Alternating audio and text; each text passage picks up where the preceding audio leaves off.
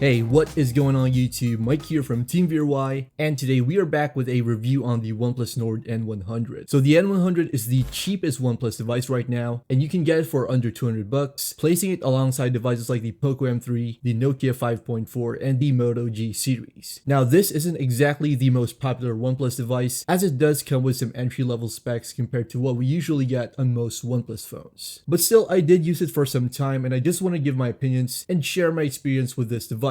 Is the OnePlus Nord N100 worth your cash, or should you just settle for a different device? Let's take a look. Alright, so at this price range, it shouldn't surprise anyone that this phone is made entirely out of plastic. It comes with shiny plastic sides and a plastic back panel, although the back does come with a matte texture. It only comes in one color, which OnePlus calls Midnight Frost, and it does have a nice look to it. Build quality is alright for the most part, but I did have some creaking on the left side. There's no water resistance or splash proof coating on this phone, so you'll need to be extra careful if you're near a pool or such. You'll find the volume and power buttons located on the side of the phone, with the USB Type-C port, headphone jack, and loudspeaker on the bottom. On the front, you do get a 6.5-inch display with a camera cutout, as well as an earpiece that also serves as a secondary loudspeaker. The speakers are loud but don't have a deep bass sound, unlike on phones like the Pixel 4a. So while I do like the overall build quality, I do think that it's still great to have some protection for your phones. Now it just so happens that OnePlus does make a special bumper case for the N100, and the case is made out of a hard matte material with some flexible TPU sides. The case does help with grip, and the black matte design does keep a low profile to the N100. Alright, so moving on, the Nord N100 comes with a 6.5-inch IPS display with a 720 by 1600 pixel resolution. Now despite the low pixel count, the display does have Gorilla Glass 3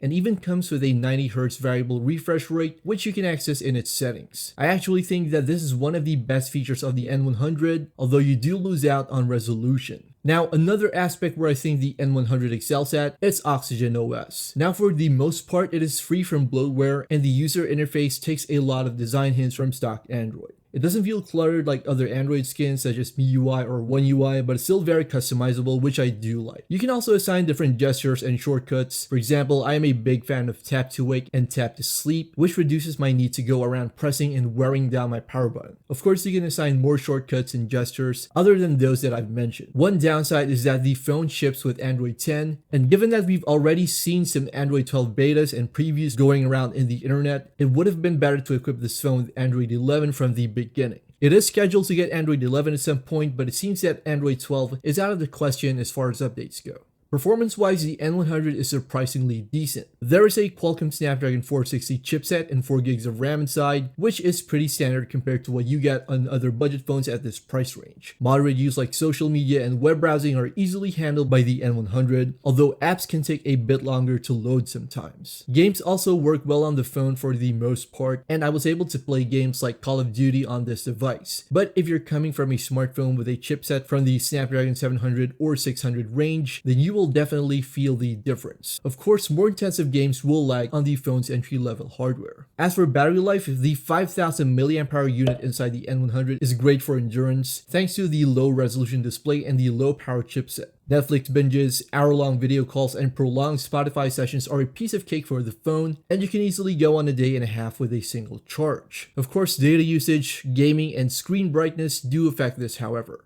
Alright, so camera performance on the Nord N100 isn't the best. The 13 megapixel main camera is aided by a couple of 2 megapixel depth and macro sensors, and while it can get you some good shots outdoors, low light shots and indoor shots will be very underwhelming. Check out some of these shots.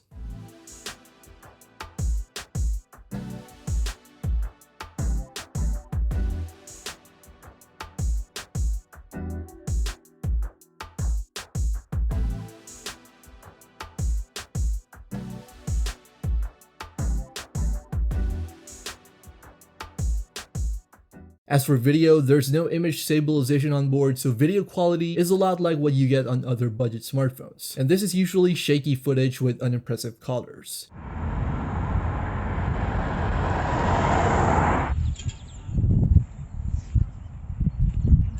Then again, this is a sub $200 smartphone, so maybe lower your expectations a bit if you plan on getting this phone. We do have a separate Nord N100 camera video here on the channel, so feel free to check it out. Alright, so OnePlus has definitely changed a lot in the past couple of years, and the Nord N100 is one example of that transformation. For the price, it performs like a lot of other budget phones, although you do get Oxygen OS, a larger battery, and a 90Hz refresh rate. For a starter phone, this can be a pretty good deal. But for people looking for a special smartphone experience, one without compromises and settling down, then you might want to spend a bit more and look elsewhere. Phones like the Xiaomi Poco M3 come with a similar price but offer a faster chipset, twice the internal storage, and better build quality, for example. And I guess you can also say that it all boils down to whether or not you really want a OnePlus branded budget phone. Guys, we have more tech videos on the channel, so check out Team VRY here on YouTube. And once again, thanks for watching.